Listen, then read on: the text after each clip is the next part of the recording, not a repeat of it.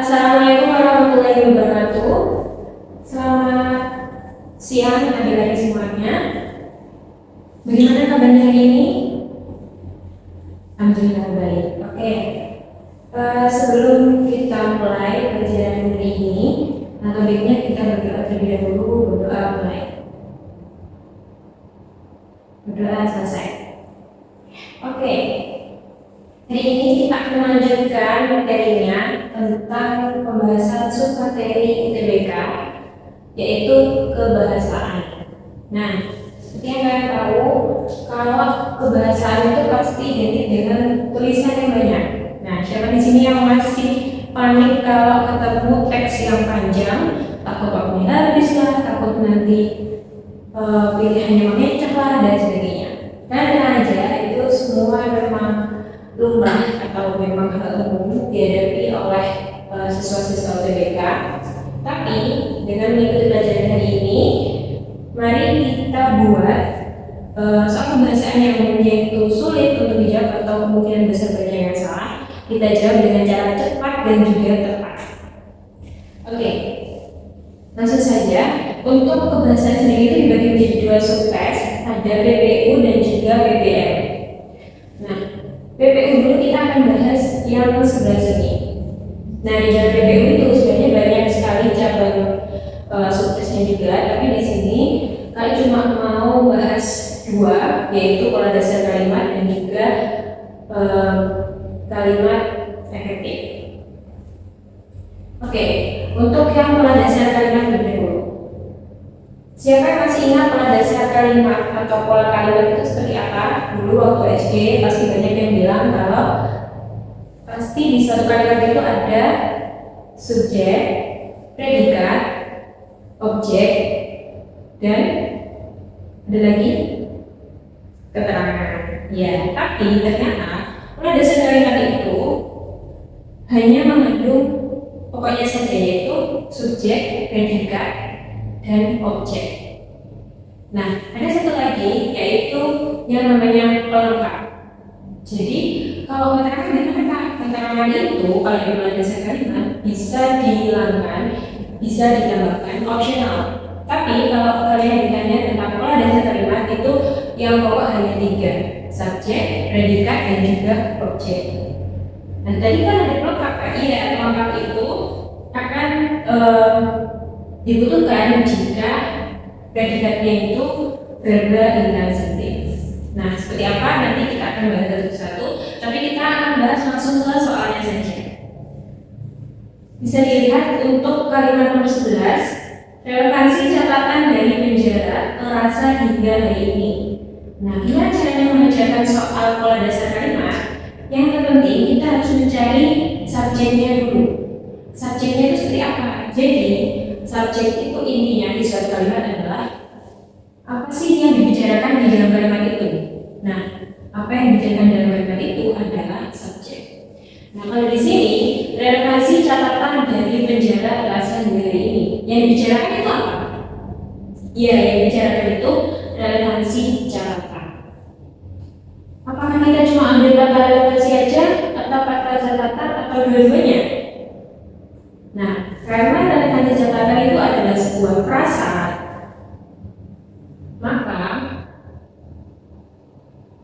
relevansi catatan ini memang harus satu kesatuan. Nah, disebut subjek karena dia adalah hal yang dibicarakan di kalimat tersebut. Kemudian setelah subjek kita akan cari predikatnya, tapi kita harus mengetahui kedudukan dari masing-masing kata dalam kalimat ini.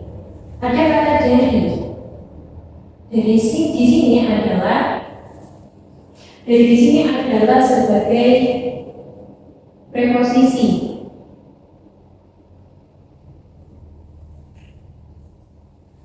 Nah, dari sini adalah preposisi. Preposisi itu apa? Preposisi itu adalah kata depan.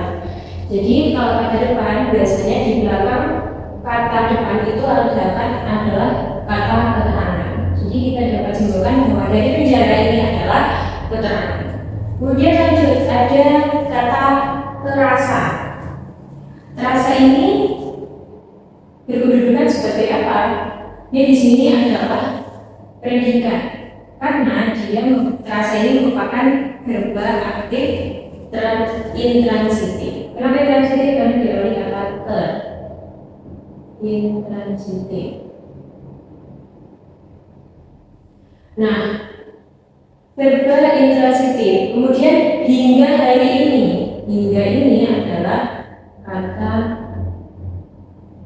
keterangan. Keterangan yang menunjukkan waktu. Maka setelah kata keterangan pasti ini adalah keterangan juga.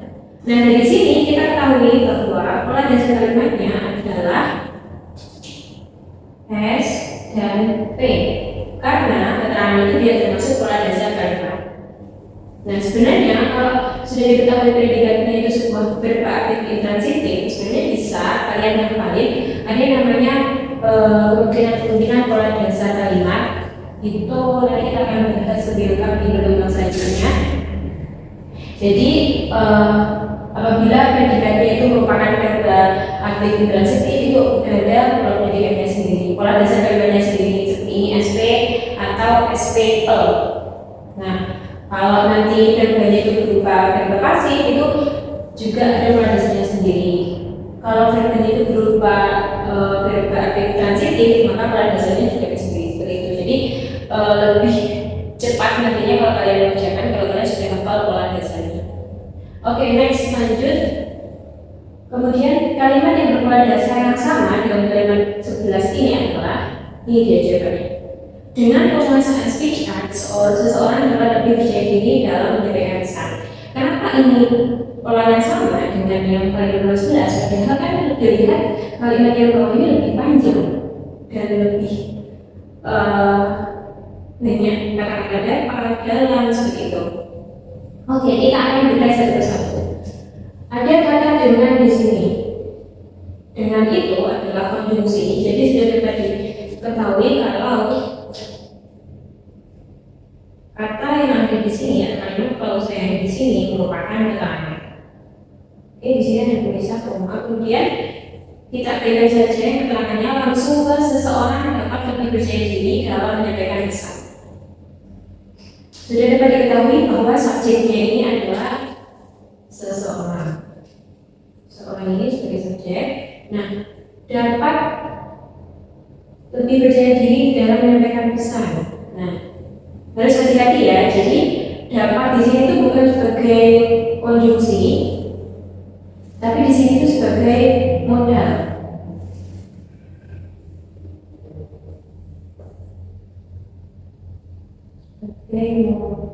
Kata bantu. Nah, modal di sini bisa termasuk ke dalam, bisa dimasukkan ke dalam predikat.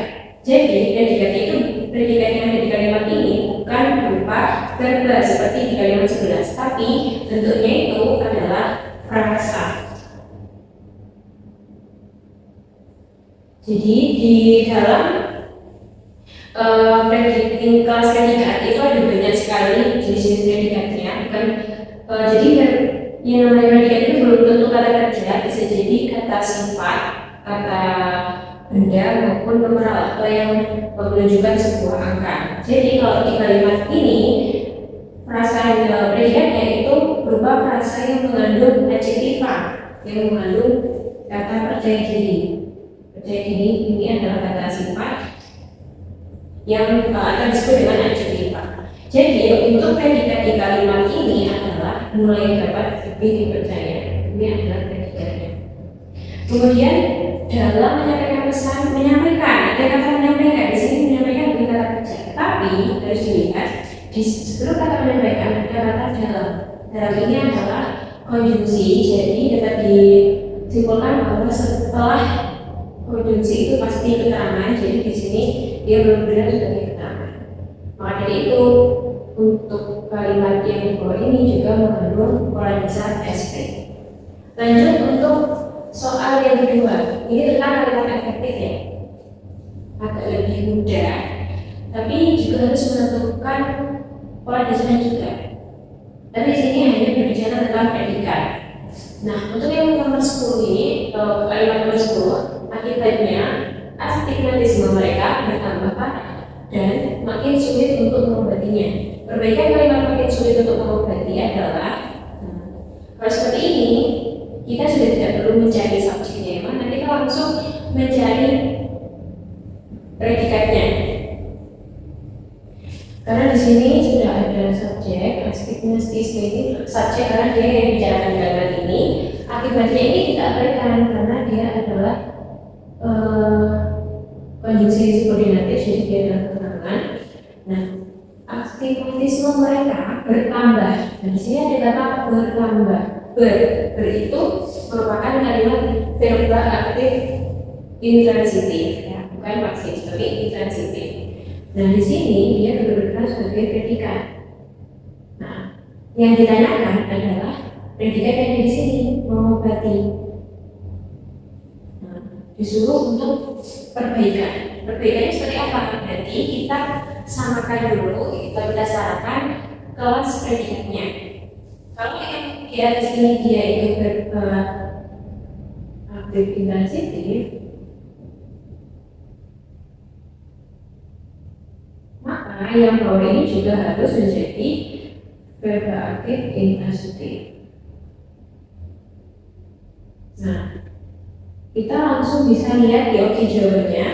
Untuk yang opsi A makin sulit untuk diobati. Nah, pada awalan D. Kalau awalan D itu berarti dia pasif. Jadi kurang tepat untuk menjawab perbaikan. Kemudian yang B, berobat. Nah, berobat ini adalah intransitif. Maka dari itu opsi B kita klik karena dia adalah mungkin bisa jadi kalimat kita. Kemudian yang C, untuk mengobatinya. Di sini masih mengobati. Kalau mengobati itu berarti transitif. Nah, dari itu kita simpulkan bahwa yang paling tepat untuk menjawab nomor kalimat tulis dulu adalah yang B. Oke, lanjut. Tadi kita udah tentang PPU, sekarang ganti PPM. Nah, dalam PPM ini ada namanya inti kalimat atau kalimat inti. Kemudian ada bahasan utama dan juga penyempurnaan kalimat. Jadi ada kalimat logis seperti itu. Jadi bagaimana kita dapat menentukan kalimat itu logis atau tidak. Oke, kita bahas nomor kalimat 1 dulu. Lesung pipi atau lekuk kecil pada pipi yang tampak jika tersenyum bisa terbentuk karena adanya kelainan pada otot wajah yang disebut sigmomaticus mayor. Carilah kalimat intinya. Kalau mencari kalimat inti berarti kita harus tahu pola dasar kalimatnya. Nah, jadi masih berhubungan ya antara PPU dan juga PPM ini. Lesung pipi yang dibicarakan di sini adalah ya lesung pipi. Jadi lesung pipi ini adalah subjek atau di sini adalah konjungsi koordinatif. Jadi yang menghubungkan antara dua subjek, dua objek atau dua predikat. Jadi ini kita bisa berikan saja. Kemudian ada pada. Pada di sini adalah konjungsi. Jadi setelah kata konjungsi pasti keterangan. Di sini juga ada kata yang. Yang di sini itu adalah perluasan ya, berarti makna perluasan. Jadi kalau setelah kata yang itu pasti dia adalah keterangan. Jika di sini itu juga konjungsi. Jadi setelah kata jika ini tersenyum, walaupun dia tersenyum itu kayak kata kerja, tapi dia bermakna keterangan, berkedudukan sebagai keterangan. Terus di sini ada bisa.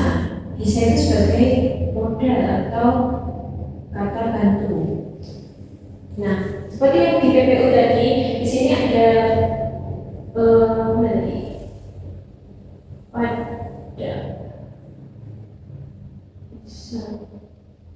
Oh ini dapat di sini sebagai modal. Nah, setelahnya ini dapat di sini bisa dijadikan sebagai predikat. Maka bisa mulai kata bisa sampai terbentuk ini bisa dijadikan sebagai predikat.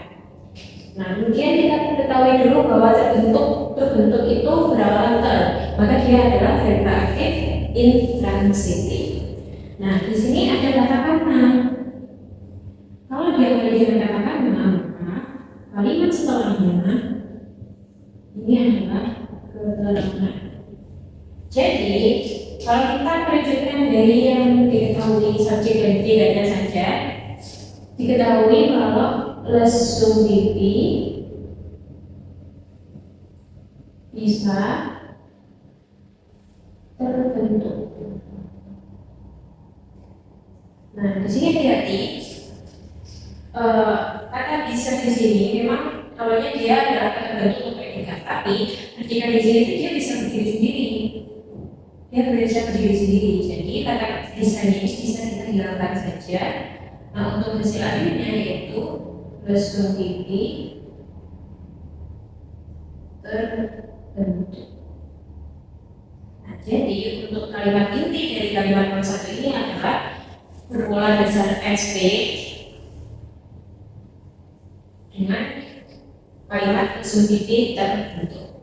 Lanjut di soal terakhir, kalimat nomor 6. Hal yang menyebabkan coklat putih hanya memiliki rasa manis dan tidak memiliki rasa pahit khas coklat asli. Kalimat 5 perlu disempurnakan dengan cara. Nah, kalau seperti ini, soalnya cukup mudah ya. Kalau kalian sudah terbiasa melatih, itu kalian bisa sesuaikan dengan intonasi bacaan kalian.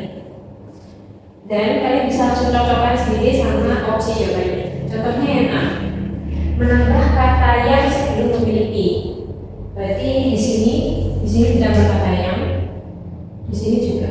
Jadi tadi jadinya ini, hal yang menyebabkan coklat putih hanya yang memiliki rasa manis dan tidak yang memiliki rasa pahit khas coklat asli. Tidak apa tidak? Ya kurang tepat ya. Jadi kayak ada kalimat yang kurang efektif ya. Jadi kayak berulang-ulang. Jadi ini salah. Kemudian yang B, mengapa menambahkan kata itulah setelah hal? Di sini tadi kata itulah setelah hal. Jadi kalimatnya seperti ini. Hal itulah yang menyebabkan coklat putih hanya memiliki rasa manis dan tidak memiliki rasa pahit khas coklat asli. Nah, kalau seperti ini kan lebih mudah untuk didengar. Jadi kemungkinan jawaban B betul.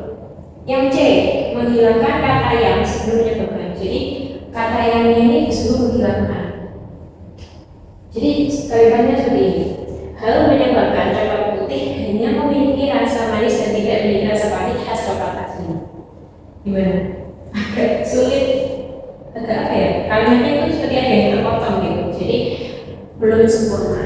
Nah, pada itu jawaban yang paling tepat adalah yang B. Nah, selain kita dapat mencaranya dengan cara intonasi seperti itu, kita coba satu opsinya. Kita juga bisa mengecek pola kalimatnya. Tadi sebelum adanya kata itulah, subjeknya ini belum ada. Di sini kan predikat. Menyebabkan itu kan predikat transitif sensitif ya. Nah, coklat putih ini objek, hanya dan seterusnya ini adalah keterangan. Nah, ini objek. Nah, subjeknya itu belum ada karena di sini hanya ada hal. Subjeknya itu belum lengkap. Maka dari itu di sini itu subjeknya itu berupa frasa. Berupa frasa, maka ada harus ditambah dengan kata itulah. Nah, di sini itu biasanya kalau di frasa dia pasti akan menggambarkan subjek. Maka dari itu perlu ditambah itulah. Seperti itu. Jadi itu tadi bahasan 4 soal 2 PPU dan 2 PPM. Semoga dapat menambah pengetahuan kalian tentang cara mengerjakan soal yang cepat dan juga tepat tentang kebahasaan, lebih tepatnya pola dasar, kalimat efektif dan juga kalimat inti. Semoga bermanfaat dan jangan lupa untuk tetap fokus belajar di rumah. Diperbanyak lagi latihan soalnya karena inti dari mengerjakan soal yang memiliki teks panjang seperti ini bukan kok materinya enggak, tapi itu adalah melatih ketepatan kita. Begitu. Jadi intinya harus sering-sering mengerjakan soal dan belajar di rumah. Oke, mungkin cukup sekian dari kakak. Terima kasih. Wassalamualaikum warahmatullahi wabarakatuh.